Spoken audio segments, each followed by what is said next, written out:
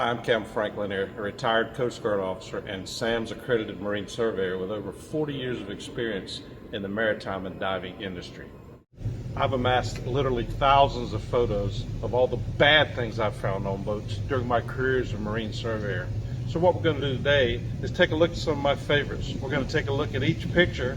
We're going to discuss why they're evil, and we're going to discuss what you need to do to correct it. So hop in, buckle up, keep your arms and legs inside the car at all times as we take a carnival-like ride tour through the cavalcade of owner-induced perversions that I like to call Capt Frank's Sea Chest of Horror. Sea Chest of Horror.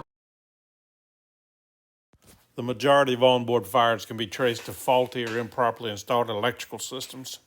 This photo proves no weekend project is too complicated when the consulting firm of J.D. and P. Lopez Incorporated are employed. Problems with this homegrown AC power installation include the use of non-standard wiring, in this case cut extension cords, no circuit breakers, no GFCI, ground fault circuit interrupt protection, numerous electrical tape joints, and, should some unfortunate crew member start doing the electric boogaloo, no way to secure power to the system other than dashing to the dock and unplugging the cord from the shoreside pedestal. Your AC shore power system should always have a primary breaker installed within 10 feet of where the AC power enters the vessel. This is why you'll often see a main breaker for the AC system in the cockpit locker near the inlet for the shore power plug. The reason being is once power comes into the boat and you have the breaker right there, it then allows the builder to install a wire run from the breaker to the main breaker panel, which in many cases would exceed the 10-foot requirement. The system must also have a reverse polarity indicator installed at the main AC breaker panel. The American Boat and Yacht Council, or ABYC, recommendations specify that outlets in the galley, the head, engine compartment, and weather decks be protected by GFCI outlets.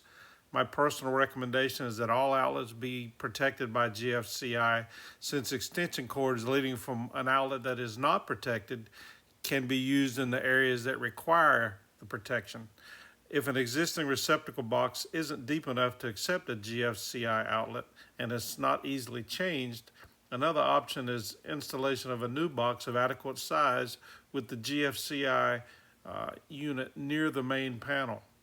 The existing circuits can then be downstream fed from the new box, providing each of them with GFCI protection. What, I hear you say, can possibly go wrong with cockpit drains? The water disappears and everybody's happy, right? Well, let's say your boat was manufactured in 1990. A realistic example is there are still plenty of vessels from that era out and about. If the cockpit drain hoses are original, and there's a good chance they are, it means the safety of you and your vessel hinges on a 32-year-old piece of hose. Hose, like everything else, has a limited lifespan and should be inspected and replaced on a regularly scheduled basis per the manufacturer's recommendation. Lacking that, a general rule of thumb is hoses that are greater than 10 years of age should be replaced regardless of appearance. Swivels, such as the one shown here, are installed between the anchor and rode to prevent twisting. However, many boaters are unaware that they can be installed incorrectly. The jaw fitting of the swivel must be attached to the chain, not the anchor shank, as shown in this photo, with the swivel eye attached to the anchor shank utilizing an anchor shackle. Both of these steps reduce binding and possible failure as the vessel shears at anchor. The swivel itself should be drop forged, not screwed, riveted, or welded together, and it should be the largest size that fits the chain link without binding. No amount of pumps can overcome a bilge choked with trash and debris. Periodic bilge cleaning is a fact of life with older vessels, but even new boats can be littered with wood shavings, bits of fiberglass, gobs of adhesives, and other construction trash that can plug up a pump. Oil in the bilge is just as bad, or even worse. It combines with dirt to form sludge, a thick, gooey material that can clog pumps and prevent automatic floats from operating properly. The takeaway here is to avoid that sinking feeling. Always keep your bilges clean.